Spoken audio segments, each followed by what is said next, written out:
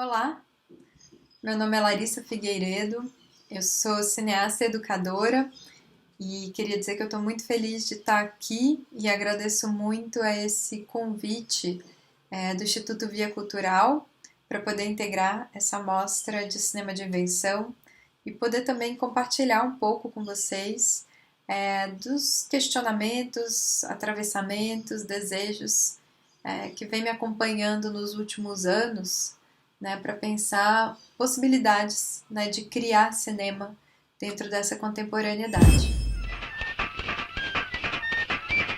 Quanto mais fazer cinema, mais você aprende, que é exatamente um cinema de autor. O cinema de autor você tem que botar a mão ali na argila, né?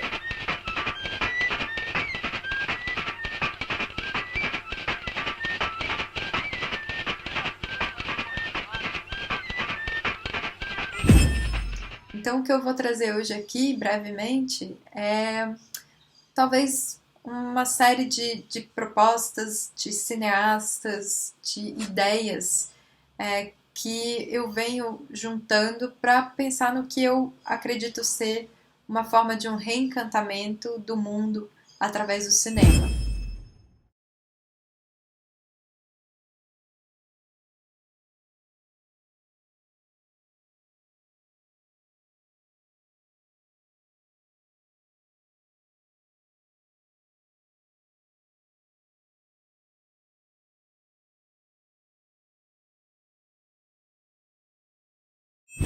Mas para a gente falar de reencantamento do mundo, a gente precisa voltar umas casinhas e se perguntar sobre o desencanto, né? O que é o desencanto, como se deu, como opera o desencanto, porque tudo aquilo que precisa ser reencantado é porque em algum momento perdeu essa sua qualidade inerente de encantar e ser encantado, né? Então esse termo, né, essa expressão, o desencantamento do mundo, ele foi utilizado pela primeira vez pelo sociólogo Max Weber no início do século XX, uma série de textos em que ele vai fazendo uma analogia histórica sobre como foi se dando, né, uma passagem de uma série de práticas consideradas mágicas dentro do escopo religioso, como essas práticas foram sendo substituídas por outras práticas baseadas em determinados valores que constituem uma ética, né, que o Max Weber focalizou, centrou, enfim, no que ele chamou da ética protestante, né, em como que essa passagem também ela foi uma condição, né, a partir do momento que há uma, uma passagem também do pensamento que é mágico para uma centralidade da racionalidade, da ciência como únicas formas possíveis de produção de saber, né, como que isso tudo operou para a manutenção, para a sustentação e para o desenvolvimento de um capitalismo industrial, né? Porque se a gente for pensar no que constituía também esse pensamento mágico, era também de considerar que todos os seres viventes são dotados de um espírito, né? É um pensamento muito mais próximo de uma filosofia, por exemplo, animista, né? Que considera que todas as vidas elas têm um valor sem hierarquias, né? Assim, no sentido de que não existe um sentido de humanidade, né? Que o humano ele é superior, por exemplo, a um ser vegetal ou a um ser animal, né? Então, se eu for, por exemplo, resgatar aqui o pensamento desse grande pensador brasileiro que é o Ayrton Krenak e que vem trazendo essa imagem em diversos dos seus livros mais recentes, mas também em entrevista, de que, por exemplo, o Rio Doce, para o povo Krenak, né, esse rio que foi totalmente destruído pela mineradora Vale, esse Rio Doce é um ancestral, é o avô deles, né, que foi assassinado por esse processo.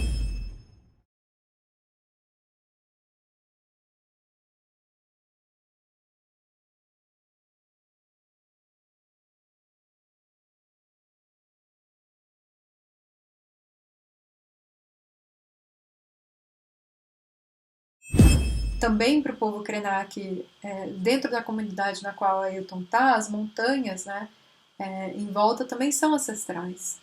Então esse caráter, né, que é chamado, pode ser considerado, né, dentro dessa lógica, racionalista, como um pensamento mágico, ele é também um pensamento, né, que de alguma maneira dá ou reconhece, né, na natureza, para a natureza, direitos iguais aos direitos humanos, né? E essa perspectiva, ela precisava ser substituída para que o capitalismo prosperasse, né? Porque o capitalismo é um sistema que se baseia basicamente, né, nessa exploração contínua de corpos, vegetais, animais e humanos, né? E por um esvaziamento dessa qualidade de vida, né? Dessa potência de vida desses corpos. Porque quanto mais desencantados esses corpos, portanto, estão, menos dotados de magia, né, de um pensamento mágico que os atravessa, mais fácil de serem explorados. Por exemplo, para o povo Krenak talvez fosse impensável trabalhar ou, enfim, construir uma mineradora que pudesse colocar o Rio Doce em risco, né? E se eu, por exemplo, acredito que uma floresta, que uma árvore em uma floresta, ou que todas as árvores são meus ancestrais vivos, né, que são dotadas de alma, tanto quanto qualquer outro ser humano, são dotados de algum tipo de espírito, de força vital, se eu tenho esse mesmo respeito com relação à natureza, eu não derrubo uma floresta. E se eu não derrubo uma floresta, se torna inviável, né, a manutenção de sistemas agrícolas industriais, né, como também se torna inviável a constituição no seio de uma plantation, por exemplo, né. Então, são esses caráteres também que atravessam a ideia de um pensamento mágico que precisavam ser aniquiladas para uma manutenção, né, do capitalismo. E não só do capitalismo, mas de tudo que segue, né, que vem junto nesse pacote, que é a colonialidade, o racismo, enfim, todas as formas de opressão, né, e de segregação que fragmentam as sociedades, né, em vista de exercer um controle maior sobre esses corpos, né. Então, e nisso se alia também esse pensamento religioso, né, baseado muito principalmente nas três grandes religiões monoteístas, que levam uma promessa de um paraíso, tiram, né, a promessa do paraíso de uma experiência possível em vida, mas levam essa promessa para a condição de atravessar a morte, né? Então, assim, é necessário passar pela morte, né, para acessar um paraíso pós-vida. Então, a partir dessa promessa, né, de uma certa dívida que a gente estabelece diante dessa promessa, esses corpos passam a aceitar, né, determinados controles, poderes, esvaziamentos de suas potências e desencantamentos, né, que vão contribuir, né, para essa manutenção do capitalismo e na nossa contemporaneidade desse ápice do capitalismo que é o neoliberalismo, né? Então, enfim, isso tem sido pensado por diversas pensadoras e pensadores contemporâneos, tentando relacionar como que essas práticas ainda estão muito vivas, né, essas práticas de desencantamento, como, por exemplo, essa feminista incrível que é a Silvia Federici, entre vários outros. E como que aqui, né, eu penso muito como que o cinema, né, e outras práticas, mas aqui em específico pensando no cinema, como que o cinema pode ser uma forma de se haver, né, contra essa dinâmica de exploração desses corpos através da constituição, né, de práticas quase ritualísticas cinematográficas de reencantamento de corpos e reencantamento por consequência das nossas próprias vidas, né, em coletivo, né, porque o cinema ele tem esse caráter necessariamente de produção coletiva e também de compartilhamento, né, dentro de uma estrutura coletiva. Então, Ailton Krenak fala muito da importância, né, para o seu povo de dançar e cantar em coletivo, né, para de alguma forma invocar essa força, né, essa magia de estarmos vivos, né? Então, O que eu queria trazer aqui são alguns exemplos de filmes que, enfim, me encantam, me reencantam e que eu acho que ao existirem também operam dentro dessa lógica de nos lembrar da importância de nos reencantarmos, como dinâmica de resistência mesmo a todas essas forças que operam, né, tentando sempre esvaziar um sentido de vida, um valor de vida em comunidade, né, não apenas entre os humanos, mas em tudo aquilo que vive e vibra.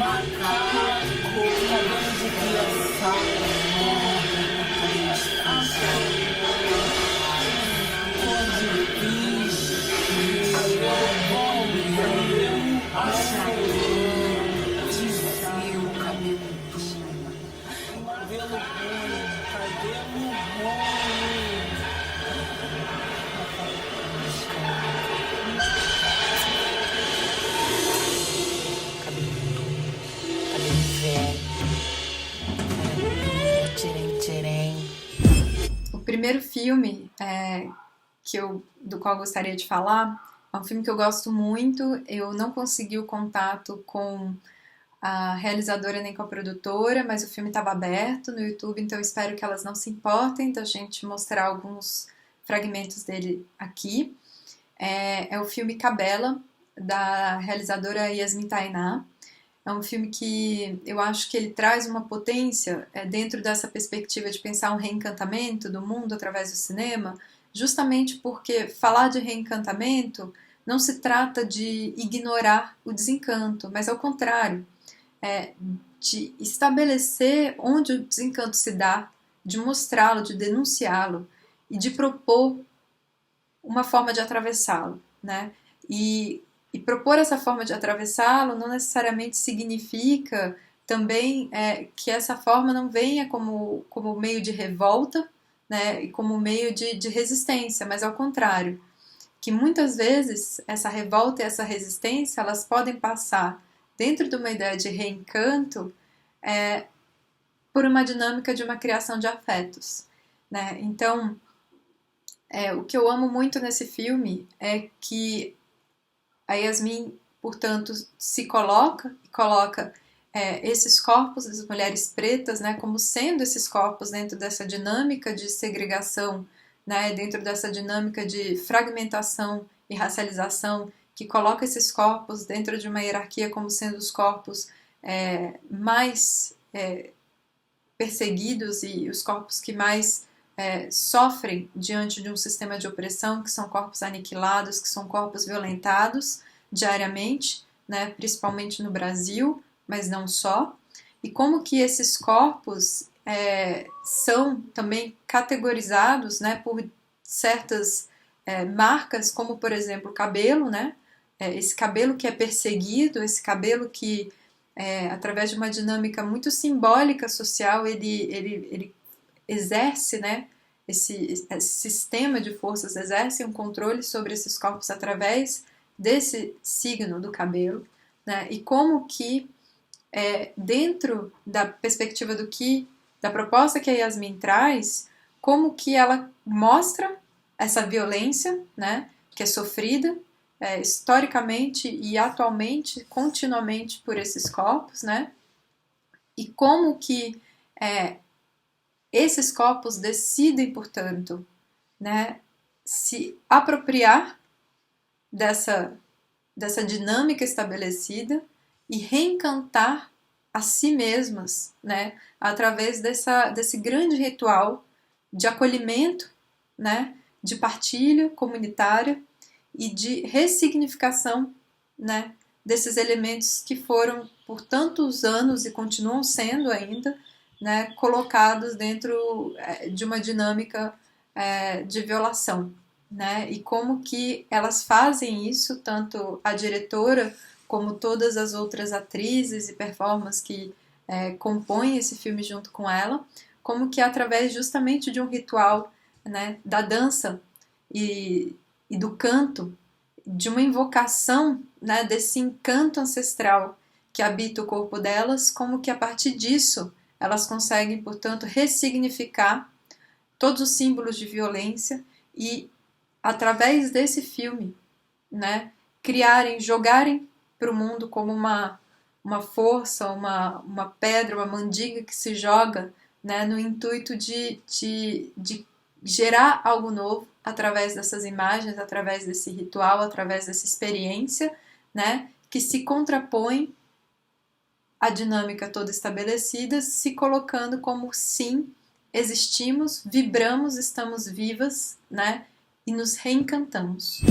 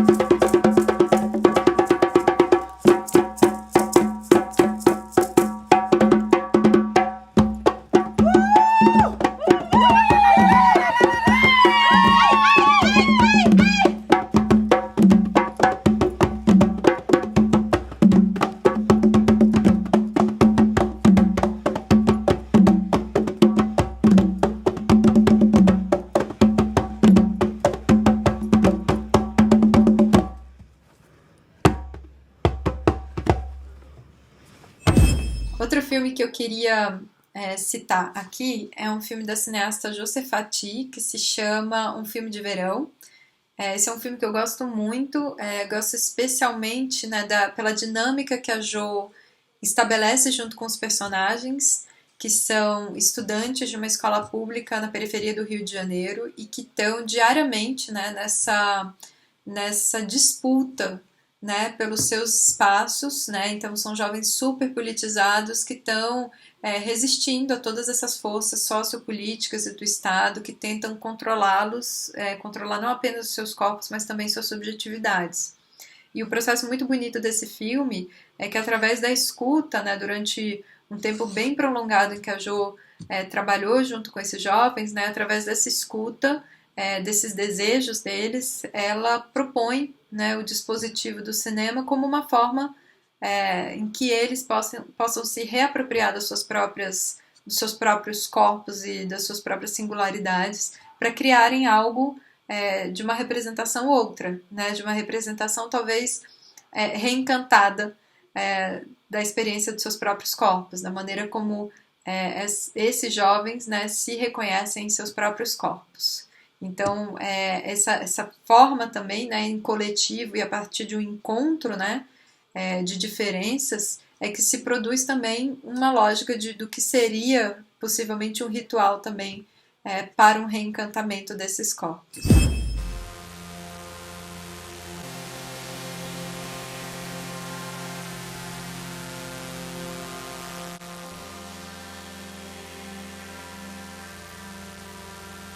Quatro anos antes do Kurt morrer, eu nasci. Amanhã faço 15 anos e acabei sendo expulso da minha própria Você festa. já pensou que louco seria esses prédios? Eles fossem tipo umas naves Eu espaciais. sou uma transmutação de uma notícia de Saturno esquecida. Eu sou uma pulseira de temperaturas. Eu sou uma odalisca androide. Sou um manequim mutilado. Japão?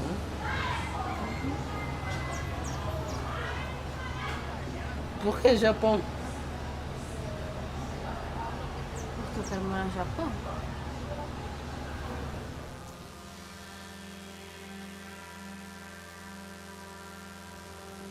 Eu sou um professor de português. Fui decorado. Eu não me formei. Guardam coisa lá dentro. Por que eles escolhem aqui? Que é discreto, tá ligado? Ninguém liga pra esses prédios. Uma guerra invisível. Sou um alpinista. Eu sou um disco voador. Foi triste, mas ele veio me dizer para ficar bem e fazer uma festa. Hoje a guerra começou. Amanhã devo morrer. Caio! Você tava na praia, não tava, Caio? Fala a verdade.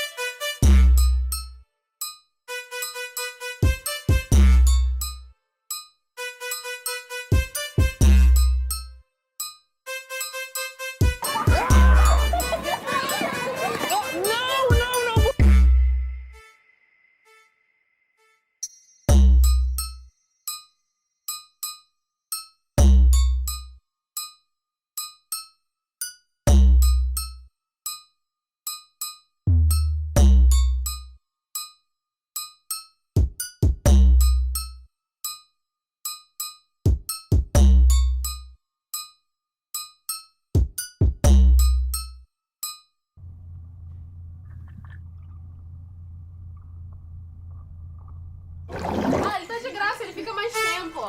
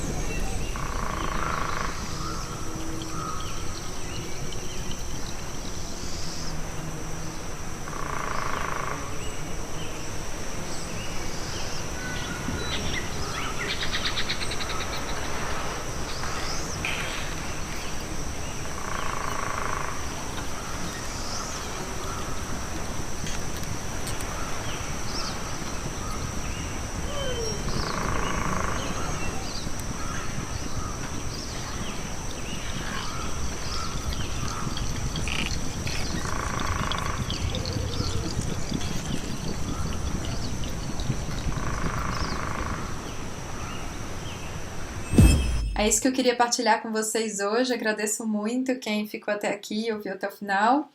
Espero que possa ter disparado algumas coisas, alguns desejos ou questionamentos para as práticas, né, de fazer cinema no futuro aí, de vocês ou no presente.